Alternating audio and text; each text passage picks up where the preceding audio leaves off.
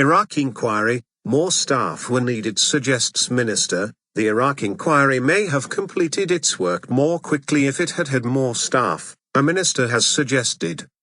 Lord Wallace of Saltaire said the 6-year inquiry could have done with more resources to begin with to handle that huge number of relevant documents. He said the inquiry, which began in 2009, was very close to the finishing line but could not say whether it would be published before the election. Former Foreign Secretary Lord Hurd said the time being taken was a disgrace.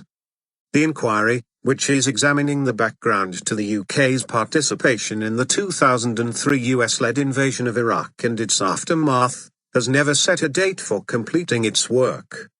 But the timetable for publication has reportedly slipped on several occasions, and there are now doubts whether it will be published before May's general election.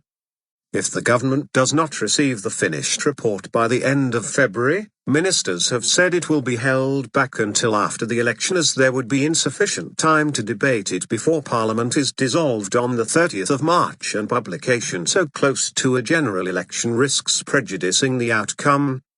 Answering a question in the House of Lords, Lord Wallace said he regretted the time that the inquiry, launched by former Prime Minister Gordon Brown in 2009 and led by Sir John Chilcot, had taken, but that this was not entirely unexpected given the sheer span of events and information it was having to consider.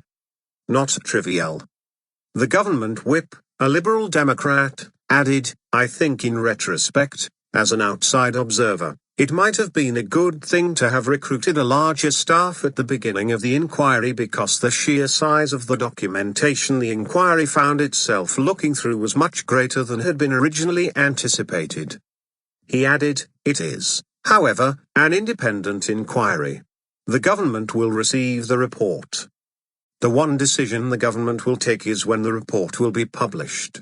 It is up to the chairman of an independent inquiry to decide when and how it completes its report." But Lord Hurd, who was Conservative Foreign Secretary in the early 1990s, urged the government to intervene. "This has dragged on beyond the questions of mere negligence and forgivable delay and is becoming a scandal," he said. "This is not something which is of trivial importance. It is something which a large number of people in this country look anxiously for truth. Is it not time that the government exerted itself to make sure that reasonable demand is met?" In its latest update last May, the inquiry said it was in a position to begin the process, known as Maxwellization, of contacting those criticized in the report to give them the right to respond, a crucial precondition for its eventual publication. The inquiry has cost about £9 million to stage so far, the largest share of which has been spent on staffing costs for its secretariat.